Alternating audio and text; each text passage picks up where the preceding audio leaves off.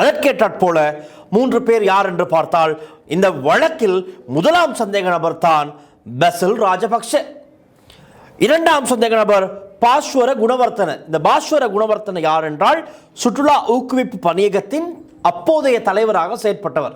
மூன்றாம் சந்தேக நபர் யார் என்றால் ரூமி ஜவுஃபர் என்கின்ற ஒரு அரசு அதிகாரி, அதாவது இந்த சுற்றுலா ஊக்குவிப்பு பணியகத்தில் ஒரு முக்கியமான பணியாளராக அரசு சேவையாளராக இருந்திருக்கின்றார். இவர்கள் தான் 3 பேரும் தான் சந்தேக நபர்கள். இதில் முதலாம் சந்தேக நபர் தான் முக்கியமானவர் பெசில் ராஜபக்ச. இவருக்கு இந்த வழக்கு மாத்திரமல்ல, மாத்தறையிலும் ஒரு வழக்கு இருக்கின்றது. அதிலும் இவரை கைது செய்து நீதிமன்றத்தில் முன்னிலைப்படுத்துமாறு உத்தரவு பிறப்பிக்கப்பட்டிருக்கின்றது. அதே போல் இப்பொழுது கொழும்பு கோட்டை நீதிமன்றத்தில் இந்த வழக்கு சம்பந்தமாகவும் பிரேரணை பிறப்பிக்கப்பட்டிருக்கிறது. மிக விரைவில் பெசில் ராஜபக்சவை நாங்கள் பார்க்க போகின்றோம். இந்த வழக்கில் இரண்டாம் சந்தேக நபராக பெயரிடப்பட்ட பாஸ்வர குணவர்த்தன, அதாவது சுற்றுலா ஊக்குவிப்பு பணியகத்தின் அப்போதைய தலைவர் பாஸ்வர குணவர்த்தன நேற்றைய தினம் நீதிமன்றத்தில் குற்றவாளி கூண்டில் இருந்து இந்த விடயங்கள் என்ன நடந்தது, உண்மையாகவே என்ன நிதி மோசடி நடந்ததா, என்ன நடந்தது என்பதை அவர் வெளிப்படுத்தி இருக்கின்றார். எப்படி அழுது கொண்டு, கண்ணீர் வடிய வடிய அழுது கொண்டு நீதிமன்றத்திலே நீதவன் அவர்களை பார்த்து அந்த விடயங்களை அவர் உண்மைகளை சொல்லி இருக்கின்றார்.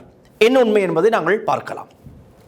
2014ஆம் ஆண்டு சுற்றுலா ஊக்குவிப்பு பணியகத்தால் சுற்றுலா ஊக்குவிப்புக்காக ஒரு பட்ஜெட் நிதி ஒதுக்கப்படுகின்றது.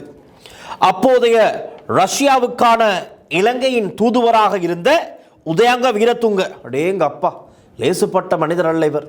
உதயங்க வீரத்துங்க உன்னுடைய வரலாற்றை நீங்கள் எடுத்து பார்க்க வேண்டும் என்றால் கூகுளில் சற்று தட்டுங்கள், உதயங்க வீரத்துங்க என்று எக்கச்சக்கமான இருக்கிறது. அதுக்கு நான் வேறொரு நிகழ்ச்சியை தான் தனியாக செய்ய வேண்டும். இந்த நிகழ்ச்சி நான் உதயங்க வீரத்துங்கனுடைய அந்த அல்லாள பல்லாள பல கதைகளை நான் பேச தயாராக இல்லை. காரணம், அதற்கு இந்த ஒரு நிகழ்ச்சி போதாது. ஆகவே அவருக்கும் இந்த கபில சந்திரசேனவுக்கும் வெளிநாட்டு பயணத்தடை விதிக்கப்பட்ட போது உதயங்க வீரத்துங்கவுக்கும் வெளிநாட்டு பயணத்தடை விதிக்கப்பட்டது இதற்கு முன்பதாக. அப்படி ஒரு பல கதைகள் இருக்கிறது. நாங்கள் அதை வேறொரு நிகழ்ச்சியில் பார்க்கலாம். ரைட். அப்போதைய பாருங்கள், உதயங்க வீரத்துங்க ராஜபக்சர்களுடைய ஒரு நெருங்கிய நபர், சகா.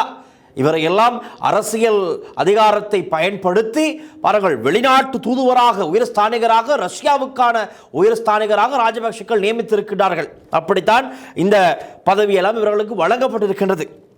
அதாவது ராஜபக்ச விசுவாசிகளுக்கு அவர்கள் கொடுத்த அந்த பரிசு தான் அந்த பதவிகள்.